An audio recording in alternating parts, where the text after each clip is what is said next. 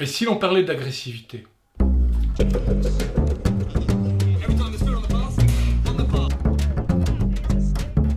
L'agressivité, bien sûr, a une mauvaise image. Elle est synonyme de violence, de haine, de colère, de rancœur. Bref, l'agressivité, c'est mal. Il vaut bien mieux être ouvert, bienveillant, tolérant, magnanime, gentil. Eh bien, dans l'humanologue, je défends deux idées contraires.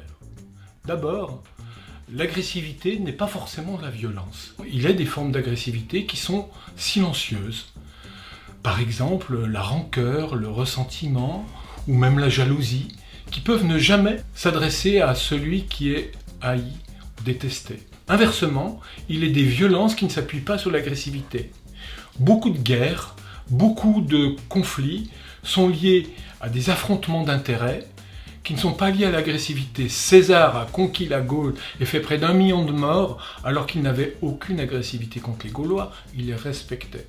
Mais c'était une guerre de prédation. On peut donc dissocier d'un côté l'agressivité, parfois silencieuse, et la violence, qui parfois n'a aucun lien avec l'agressivité. La deuxième idée que je voudrais défendre, c'est que l'agressivité, finalement, ce n'est pas toujours aussi grave. Parce qu'il existe des agressivités légères. Un enfant qui fait un caprice, un parent qui se met en colère contre lui, ce sont des formes d'agressivité naturelles, mais éphémères, qu'on ne peut pas forcément les refouler, et puis parfois, au bout de quelques minutes, eh bien, tout est oublié, on s'embrasse, on se cajole. Les amoureux le font aussi, ils se disputent, ils s'agacent, puis ils se réconcilient. L'agressivité n'est pas forcément la violence, et elle n'est pas forcément excessive.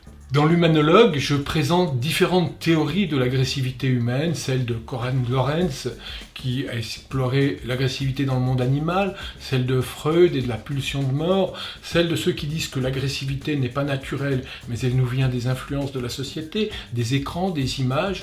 On pourra discuter de tout cela, des forces respectives et des limites de chacune de ces théories.